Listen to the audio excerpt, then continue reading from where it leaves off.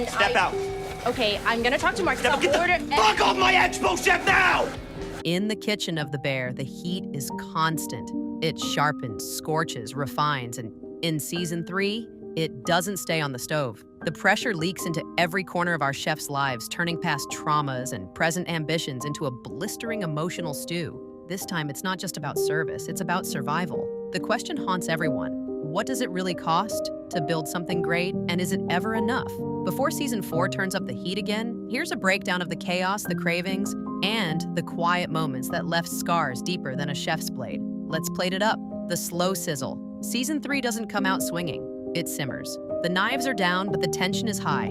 Carmy is a man unraveling. The restaurant of his dreams launched in flames, and Claire, the one person who offered him calm in the chaos, is gone. No call, no text, no resolution, just a crushing silence. In a desperate bid for control, Carmy creates a list of non-negotiable restaurant rules, including a new menu every single day. It's excessive. It's borderline delusional. But that's what obsession looks like. Natalie Sugar, the anchor in this storm, is battling doubts of her own.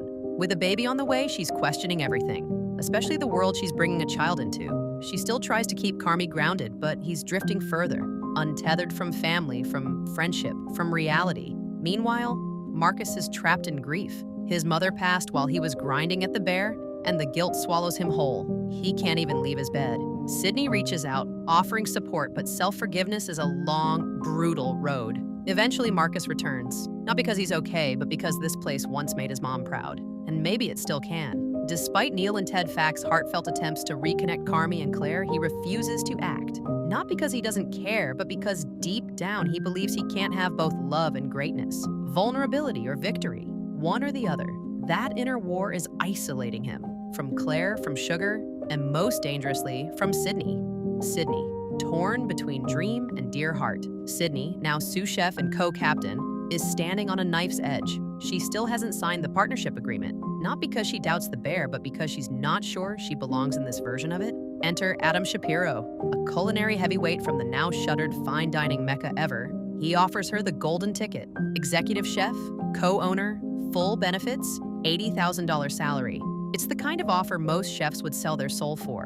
And yet, she hesitates, because it means leaving the bear and Carmy and the chaotic, dysfunctional kitchen that might be the only home she's ever had. The restaurant bleeds red. On the business side, the bear is circling the drain. The menu is a logistical nightmare. Food costs are sky high, and profits non-existent. Uncle Jimmy, ever the reluctant investor, is bleeding cash and losing faith fast. He brings in a financial advisor who delivers the brutal truth. No good review, no more money. End of story. The pressure turns into a ticking time bomb, and Carmy starts to spiral. He yells, he micromanages. He fights everyone, including himself. The perfectionism that built his reputation is now tearing the kitchen apart. And just when the tension hits boiling point, the bear does what it does best, throws in a little chaos. Enter John Cena as Sammy Fack, Neil's brother. He's a whirlwind, sanding floors, smoking indoors, and in one of the season's most absurd quests, hunting down a duck at Carmy's command. It's wild, it's ridiculous, it's perfect. Even in its weirdest moments, the bear never loses heart. Richie, from Forks to front of house king. While Carmy burns out, Richie levels up. He's still reeling from his ex-wife's remarriage, still trying to be a good dad, but his stint at Ever gave him something real, purpose. He's no longer just the loudmouth in the front, he's the emotional glue, the connector, the guy who makes the experience matter. Watching Richie evolve into a true leader is one of the most rewarding arcs of the season. It's subtle, it's powerful, and it proves he's more than just comic relief. Tina's past, a savior sandwich. In one of season 3's most moving flashbacks, we finally learn how Tina found her way into the kitchen. After losing her longtime job at a law firm, she wandered into the original beef, shattered. Mikey Berzado, in a rare moment of warmth, handed her a sandwich and a shot at something new. That tiny moment of kindness changed her life. It's a reminder that this place, before the flames, before the fame, was always about more than just food. Sugar and Donna, a labor of painful love. As Sugar nears labor, the emotional weight gets heavier.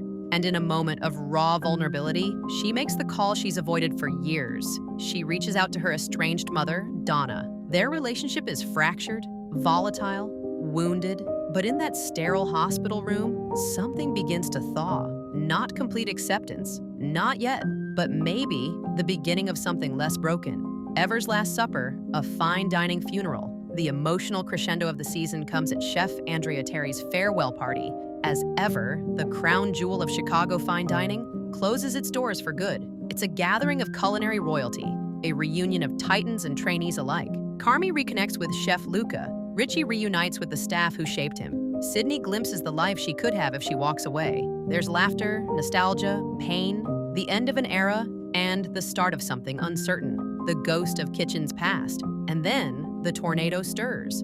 David McHale, Carmy's abusive former boss, arrives like a storm cloud. The man who screamed, bullied, and belittled him into brilliance stands unapologetic. "You wouldn't be great if I hadn't pushed you," he says. It hits Carmy like a punch to the gut, because some part of him believes it. Worse, he's afraid he's becoming that same monster. As the panic closes in, Chef Terry finds him outside and offers the line that defines the season.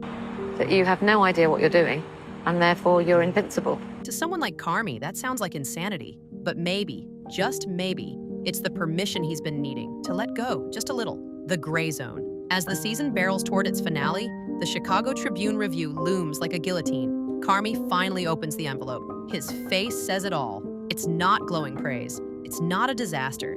It's something worse. Ambiguity. A mixed maybe. And in the world of fine dining, maybe is a terrifying word. Back at Ever's farewell, Sydney breaks down. The weight of expectations. The looming goodbye. The fear of leaving behind people who've become family. It all catches up. She doesn't make her choice, but we know it's coming. And no matter what she picks, someone's going to bleed. The good news? The bear is still standing. But beneath the chaos, the beauty of this show remains. It's not just about food. It's about people. Messy, flawed, brilliant people who try, who burn, who break, and who come back anyway. So, what now? Will Carmy find a way to be great and whole? Will Sydney chase her ambition? Or stay with the tribe she built from scratch? Will the bear survive another season of pressure, pain, and impossible expectations? One thing's for sure, the fire's still on, and the bear still knows how to cook. Like, share, and subscribe to First Curiosity for more recaps, breakdowns, and culinary chaos.